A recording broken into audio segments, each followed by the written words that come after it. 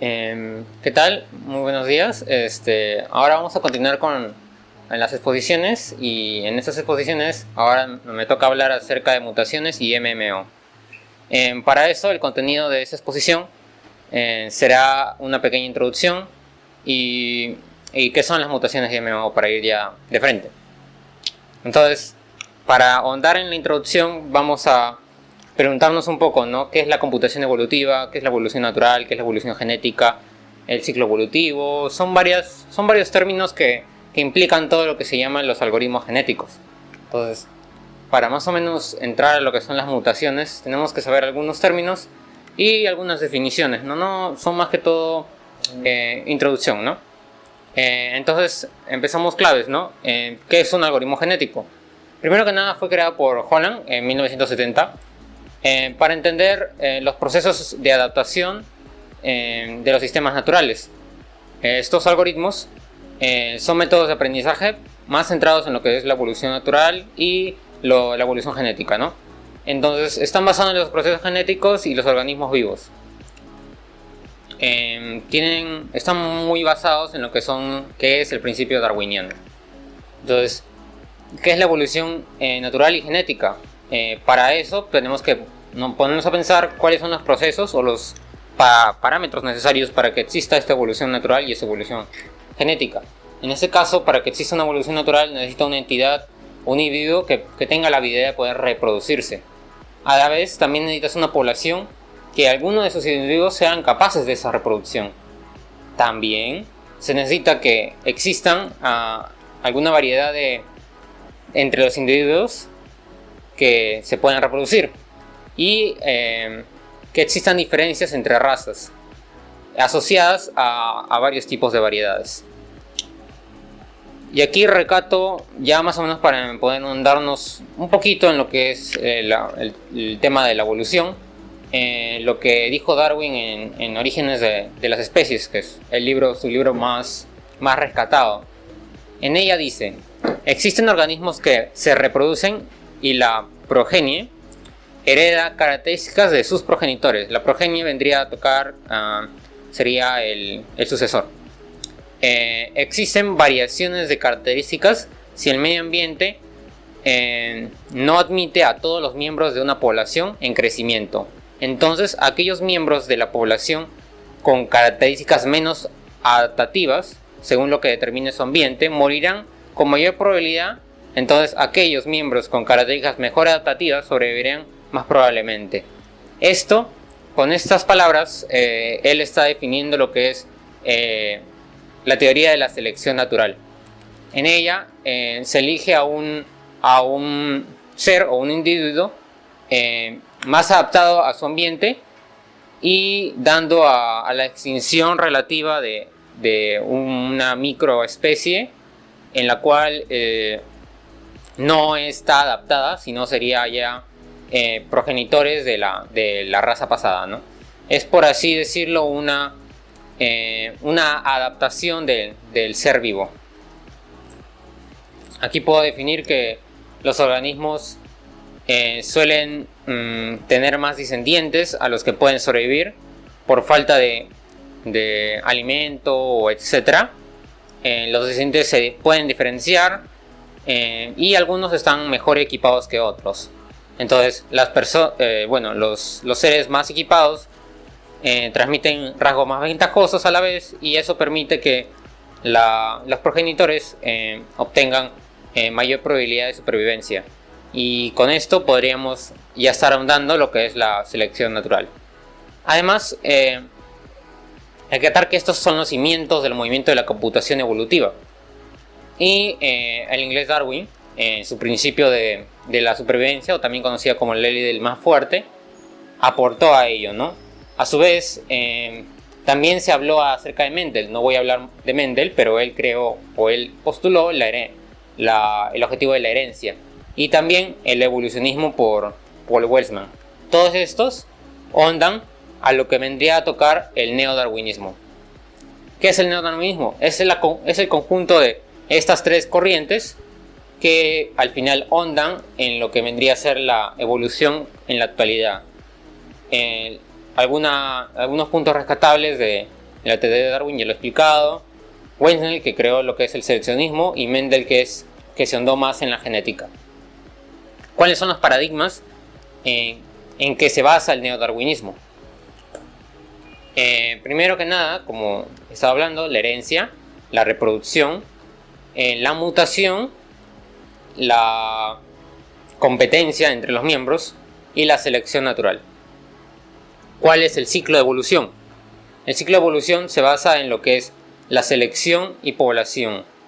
La selección registra a los pobladores más probables, de ahí le siguen a los padres. Los padres son los que ejecutan el cruce, las mutaciones y las operaciones de la genética, de los cromosomas, y los descendientes ofrecen un reemplazamiento de los padres. Y con esto vuelven al inicio, que es la selección natural de los pobladores y los padres de vuelta. Ahora vamos a los paradigmas de la computación evolutiva. En este caso,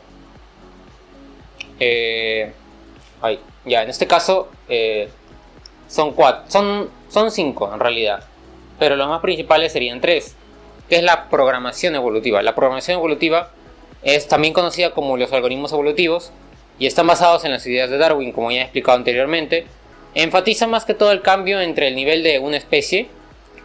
En cambio, la estrategia evolutiva tiene capacidad de autoadaptación, que enfatiza en los cambios de los comportamientos a nivel del individuo. No exactamente alrededor de una especie como era el anterior, sino la estrategia evolutiva se basa ya en las características del individuo. Ahora, ¿cómo es los algoritmos genéticos? Los algoritmos genéticos son los algoritmos de optimización y búsqueda y aprendizaje que utilizan los operadores genéticos para cromosomas. Es más que todo el análisis que necesita la estrategia evolutiva para poder registrar un aprendizaje más óptimo. Si no, con esto tenemos 2 paradigmas más. Sería el Learning Classification System, o el sistema de clasificación de aprendizaje, que son los paradigmas o métodos de aprendizaje que componen el descubrimiento de nuevos componentes de aprendizaje.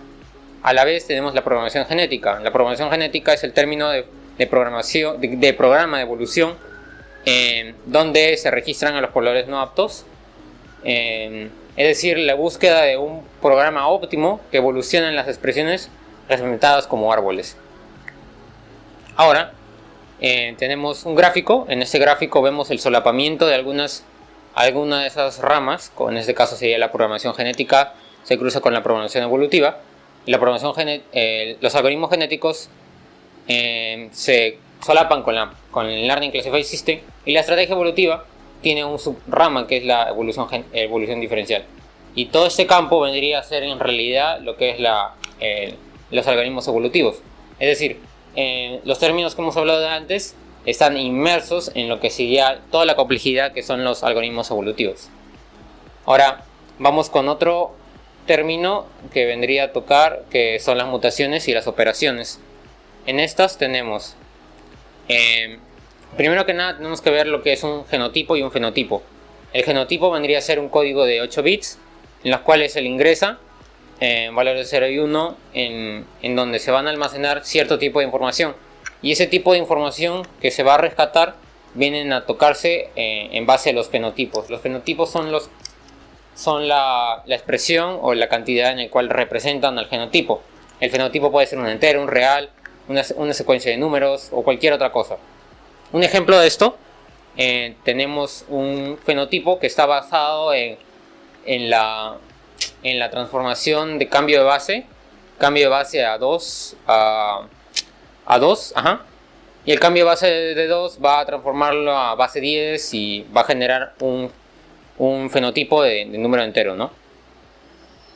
Entonces, ¿qué es un genotipo y cuáles son los métodos para tú poder pensar, ¿no? Obtener los datos y eso? Primero tenemos el genotipo, que vendría a ser como un valor decodificado de 8 bits. Tenemos los datos del problema que van a estar inmersos en el genotipo. Tenemos un algoritmo de transformación en este caso, que va a transformar el genotipo al fenotipo. Y bueno, el algoritmo de obtención se basa a veces en los fenotipos a partir de genotipos de proceso obvio, ¿no?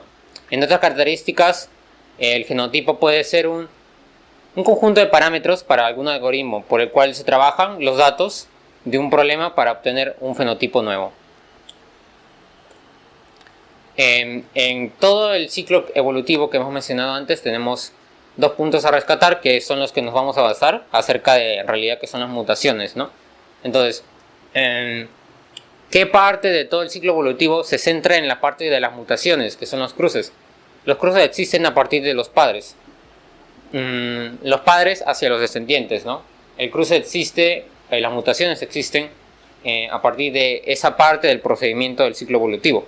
Entonces, dándonos en lo que son las mutaciones, tenemos que la mutación se considera un proceso básico en lo cual existen varias componentes, ¿no? Como es la mutación de bit, que existe la probabilidad de que se produzca una mutación de algún bit si se produce el algoritmo toma aleatoriamente de un bit y lo invierte. En este caso, si es 0, lo va a cambiar a 1. Igual la mutación de multibit. Multibit tiene la probabilidad de mutar o no, lo que es calculado basado en la operación de mutación de multibits. De aquí le sigue lo que son los genes. Los genes son la mutación de bits también, solamente que en vez de cambiar un bit, se cambia un gen completo de todos los paquetes de bits. Pueden sumar valores aleatorios en valor a constantes o introducir un gen aleatorio nuevo. Algunos aspectos importantes que tenemos que detallar. La mutación permite alcanzar nuevas partes de espacio de búsquedas para obtener mayores probabilidades de éxito. También producir cromosomas más válidos. Y también se aplica la probabilidad más baja de actuaciones sobre cada descendiente, ¿no? Se van a tener varias probabilidades para obtener diferentes descendientes con probabilidades similares o mayores a la conclusión final o al resolver el problema en este caso.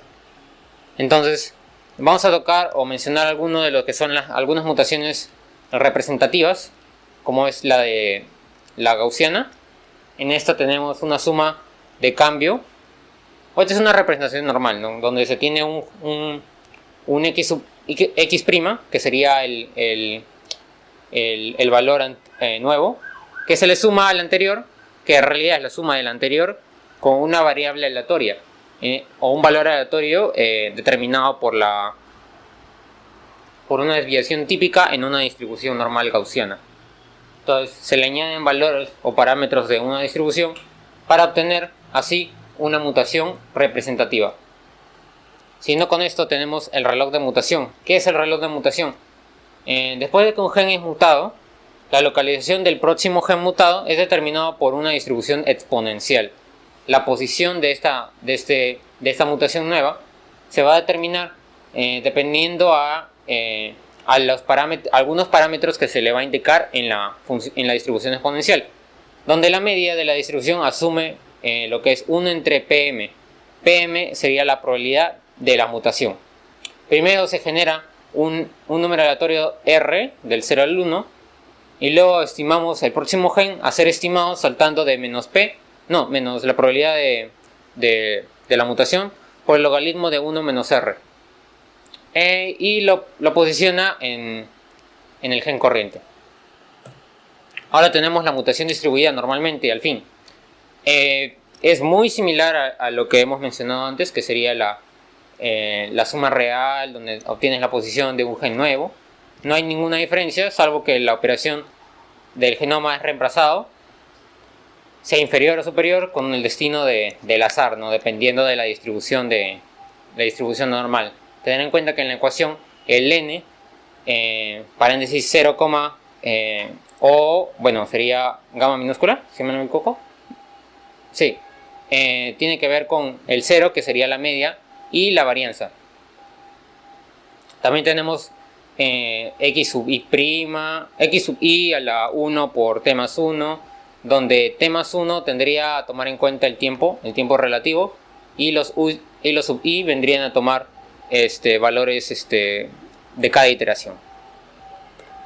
Si no, con esto tenemos la mutación uniforme, que es un poco más compleja, pero en esta hay que detallar que se va a hacer una resta entre el valor final y el valor inicial, que sería el u y l, el X sub U vendría a ser el último y el L vendría a ser el primero de la fila, el primero de toda la función de distribución, dado que es una función no uniforme. El T sería un valor booleano de 0 y 1, dependiendo de la probabilidad que se le ingrese. El T máximo es un número máximo generado permitido, mientras que B es un parámetro definido por el usuario. En este caso sería como un valor trivial. Y con esto pasas del X al nuevo valor que sería el Y, que sería el valor mutado. Siguiendo con la siguiente mutación. Bueno, acá tenemos una representación de una función no uniforme donde el X sub U vendría a tocar el último y el L vendría a ser el primero y el X sub I sería el valor en el cual está posicionado el valor a mutar. Siguiendo, finalmente tenemos el MMO que estaba al inicio del título, que es el Multimodal Optimization, que se usa bastante con lo que son para obtener bastantes soluciones múltiples, obtener soluciones múltiples, con el objetivo de poder optimizar del tipo de evolución multiobjetivo para valores, lo que vendría a ser multigente y todos esos términos, en el cual se agrega un segundo objetivo a las soluciones múltiples, formando un frente a un parámetro débil. Por lo tanto, el problema de optimización multimodal se puede resolver bajo este parámetro que es la evolución Multimodal Objective. Y eso sería todo. Muchas gracias por el video.